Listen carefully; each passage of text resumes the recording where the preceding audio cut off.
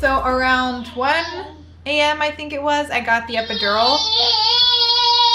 And then I was sleeping off and on. I remember vaguely waking up, and it's so foggy, but I remember waking up. There were 2 nurses in front of me. I could tell that one of them had just checked me, and all of a sudden they're just staring, you know, like just staring at everything. And they look kind of confused, and one of them goes, "Oh, so yeah, that's a lot of fluid. That's a lot of fluid." And then the other one, not the protege nurse, the actual nurse who was teaching the protege, said, yeah, I think that when you checked her, you broke her water. Because look at all this. It must be amniotic fluid, and there's a lot of baby hair as well. This baby's probably going to come out bald because of look at all this hair.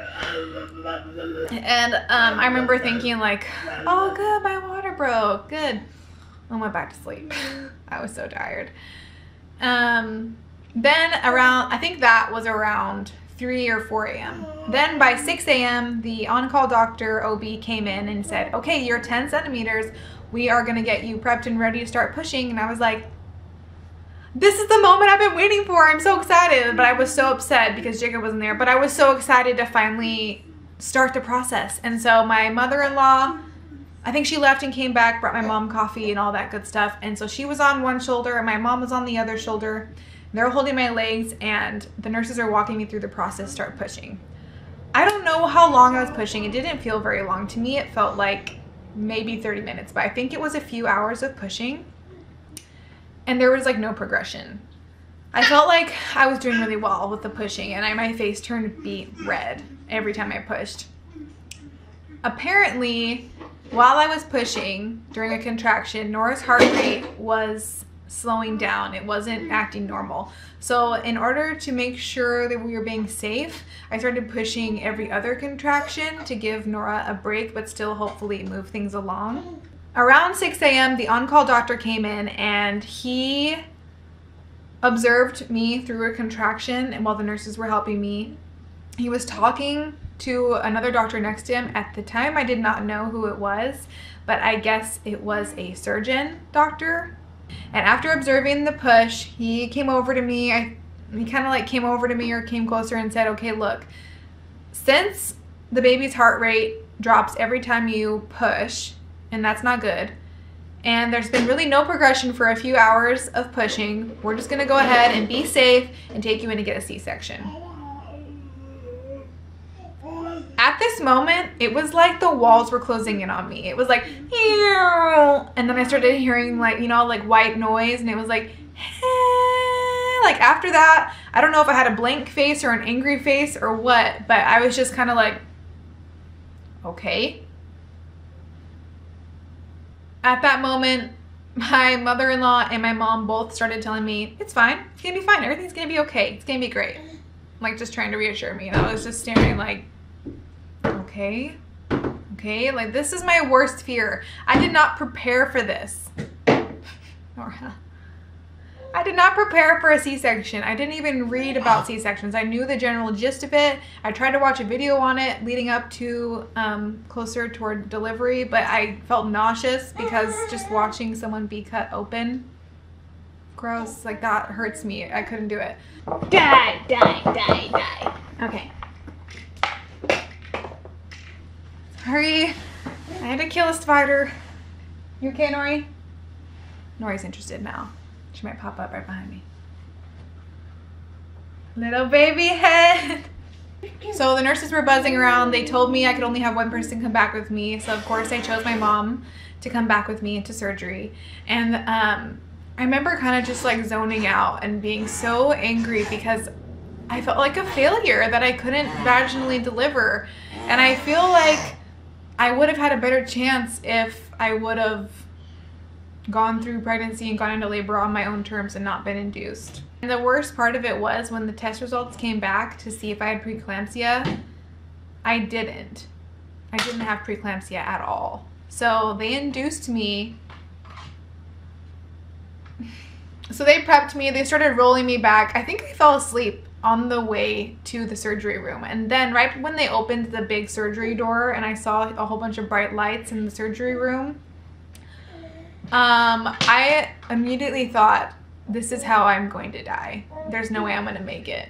Mind you, I've never had surgery in my entire life, and the first time I'm having surgery, I have to be fully awake, because when you get a C-section, you have to be awake. That's just the rule. I don't know why. Terrifying to me. I think at that moment when they put me in the surgery room, I started going into shock because they put me on the table. They just put the curtain up in front of me so I could not see anything. Honestly, I remember just thinking, will somebody come and hold my hand? I'm so scared right now. I'm terrified. My mom finally got in there and she was, I don't know, I don't remember her being next to me before they started surgery, but she got in there eventually. At this point, the anesthesiologist was asking me if I was okay, and I told him, I think I'm okay, I'm just cold and nervous because my arms were still shaking. And at that point, some nurses had brought in some warm blankets and they laid them over my arms, and they were just kind of like, warm blankets were continuing to shake because it helped a little, but it didn't help enough. So I continued to shake. I think a part of it, that part of my shaking was from being really nervous about having surgery and having to be awake, and the other part of it, I think, was from the medication they were giving me to completely numb me from the chest down so I didn't feel anything. Those mixtures made me shaky. So they were getting ready to cut me open.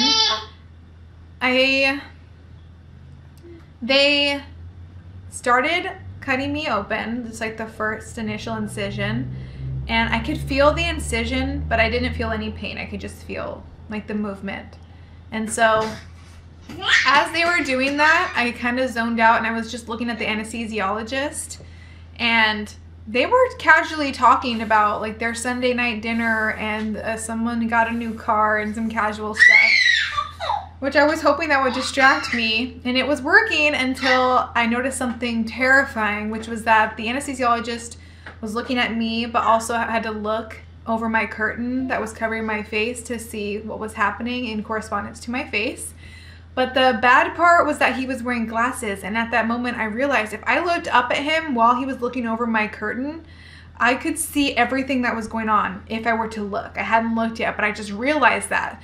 And at that point, I panicked and was like, no, I know if I see what's going on, I'll probably go into shock of some kind and it will be bad. So I closed my eyes and turned my head, and he was like, are you okay? And I was just like, yeah. Like, I didn't want to explain that him wearing glasses was gonna freak me out because I would be able to see the reflection of my own surgery.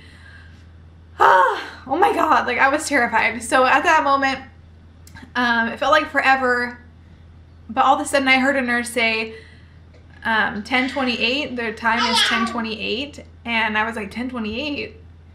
She's saying the time. Nora must be here, Nora must be born. And finally they started saying off other numbers, and that baby was born at 10:28. She was 8 pounds and 3 ounces, and she was 20 inches and a quarter long, 20.25 inches long. I was so relieved. I was so relieved. Like as soon as I started hearing her cry and I knew that she was okay in that regard, I was just like, a weight had been lifted, and I was like, I was so happy. I'm like getting emotional. Okay. I was so happy that she was okay. Whew. And then at that point, I also heard my mom was in the room, and they were like, are you grandma? Do you want to get some pictures? And my mom was like, yeah.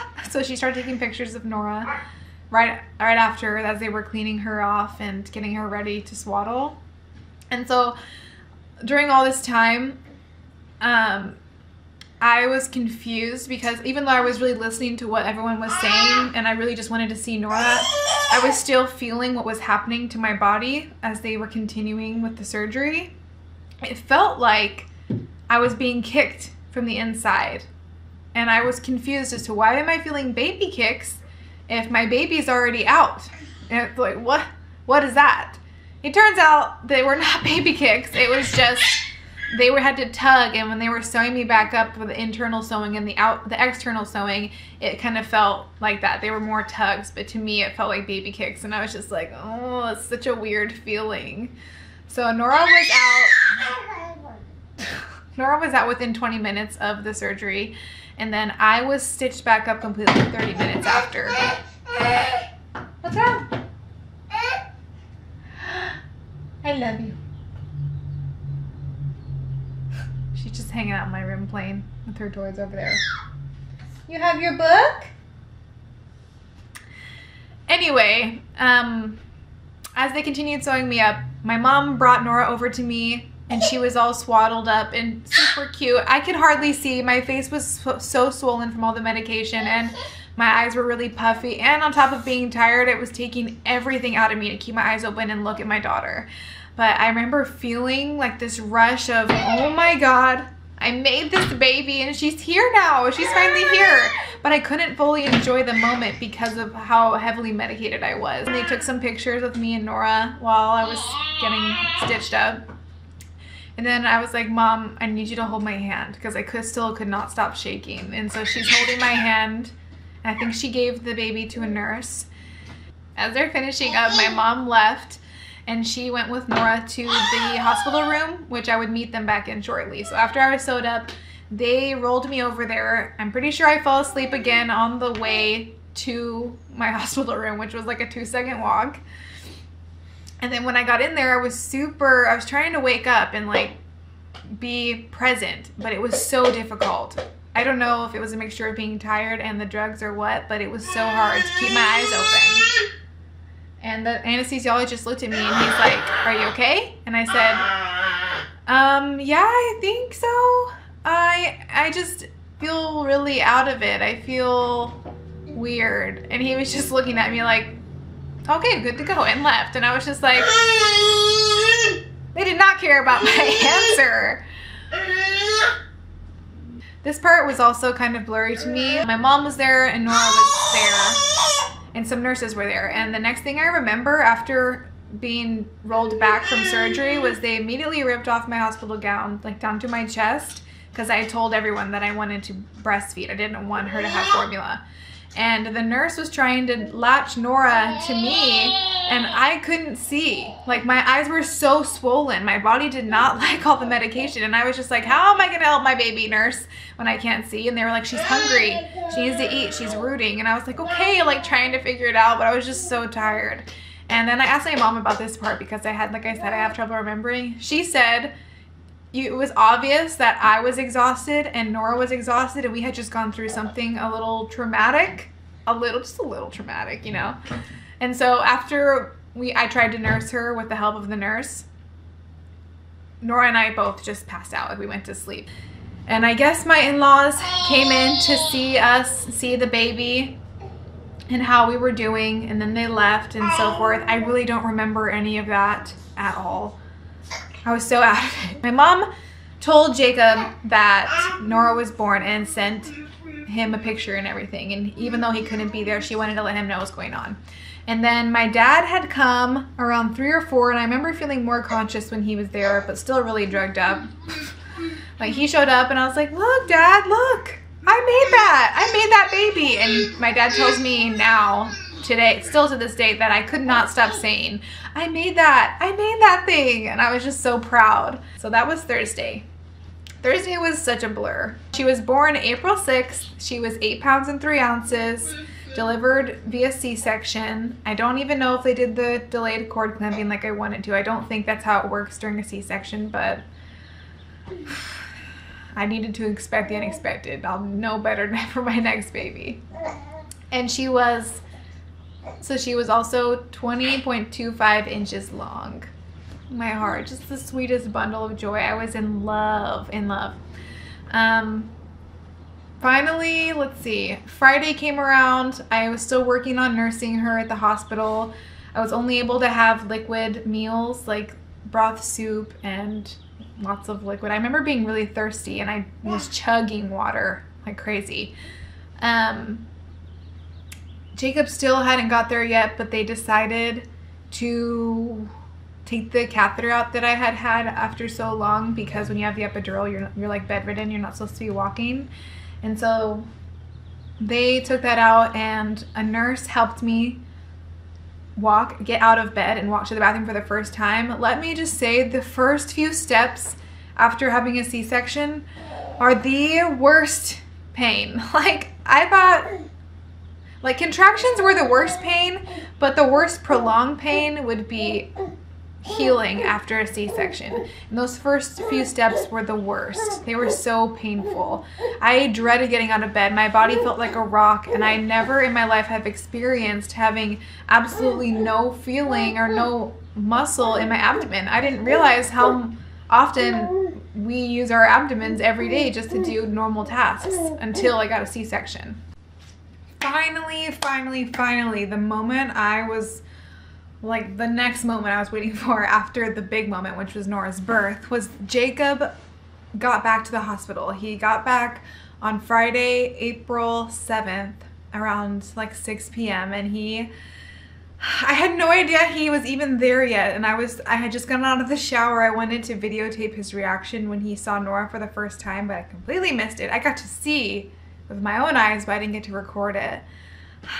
But it was so sweet. Like, he walked up to her, he just walked right past me, but he walked up to her and like looked, you could see the love in his eyes. He was just like, oh my God, that's my daughter. It was so sweet. And I was an emotional, hormonal wreck. So everything that was happening, I was getting emotional over, and I was like, it's so sweet. Oh my God. Like, it was a mess. So he met Nora for the first time Friday, April 7th, that evening. So cute. After that, my mom left the hospital and let Nora, Jacob, and I spend some time together. And family kept coming in and out as time went on. Honestly, when you're in the hospital, there is no concept of time. I hardly knew if it was day or night, AM or PM. I didn't know. I just knew it's been this many hours and I need to feed Nora after so long. And so while I was in the hospital, I continued working on nursing her. Jacob was such a good help. He napped when he could, because I'm sure he was tired. I was so tired, but he handed me Nora whenever it was time to feed her, and he changed her once in a while. The nurses helped a ton too. Like, I wish I could take the nurses home with me because of how helpful they were. I loved it. I was cleared to leave April 8th, Saturday morning. A doctor came in and she cleared me. I was able to leave after checking out my incision. And then we had to wait. We had to wait because Nora wasn't able to leave. She was not cleared to leave until she had pooed. Even though she had meconium stain when my water had broken, it wasn't enough, and they wanted her to poo at least once before we left the hospital, just to make sure everything was okay with her internally. And we were getting really frustrated with that, because even though I know that they were just doing it in our best interest for her health, we wanted to leave. I was ready to leave. Jacob was ready to leave. We wanted to go and take our baby home and have the homecoming, you know? So we tried to help her poo. The doctors thought that it was probably because she wasn't getting enough to eat, so there was nothing to go through her system, and I still had colostrum at this point. Let's see, my milk took a long time to come in. I think this is all because of the fact that my body was not ready to give birth yet. All of it was forced. I was trying to give her as much as I could and feed her super frequently, and she latched great. She was great at latching. And we actually had a nursing consultant, and she said the latch looked great and we should be fine with our breastfeeding journey. And I was like, yes, because I wanted to do that. But since Nora didn't have enough to eat and we wanted to make sure everything was okay, we ended up supplementing and giving her a little bit of formula after nursing. So after I'd work with her and have her nurse on both sides for as long as she could, she ended up falling asleep half the time. She was so tired. She just wanted to sleep. And but after that, we gave her some formula, and I think it was just like one of those little ones they give you at the hospital, and she had, I think, 1 or 2 of those and still hadn't pooed.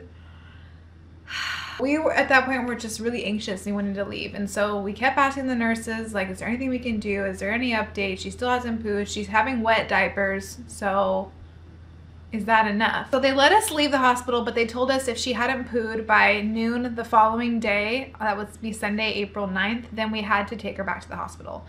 So we came home from the hospital and my mom was waiting for us. She had already gone home and she was basically cleaning my entire house and filling my fridge with tons of food and just making it as calm and relaxing as possible. It was so sweet. I had no idea that she was doing any of this.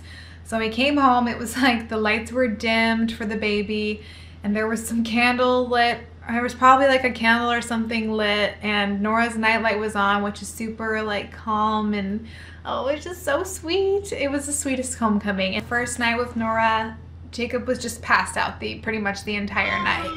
Every time that she woke up or grunted, I woke up and I changed her or nursed her, whatever she needed. So it was Sunday. We were waiting for her to poo. We were still waiting. Noon had come around and she hadn't pooed yet, and we were thinking, okay, they said by noon we're supposed to take her back in, and we were getting ready to leave, and around 1 p.m. all you hear is some grunting, and Nora had just like the straightest face. It was like, and we were just staring at her laughing because a poo face. It's always funny. And so she pooed. At that moment, we decided not to take her in. We called and let the doctor know that she had pooed, so we would not be bringing her back in. My mom was a super big help, and Jacob was also such a good help. Every time he was home, he was the biggest help. But he had to go back to work on Monday, April 10th. So my mom stayed for about a week and a half afterwards and helped me out. When she left, it got even harder. It was already hard to begin with after having surgery and dealing with a new baby for the first time. I never experienced any of that stuff before. It was definitely a challenge. I wouldn't change anything for the world. I'm so thankful everything happened the way it did. I'm so thankful that Nora was and is a happy and healthy baby. So, okay, I am going to show you guys my belly now, what it looks like at 11 and a half months postpartum.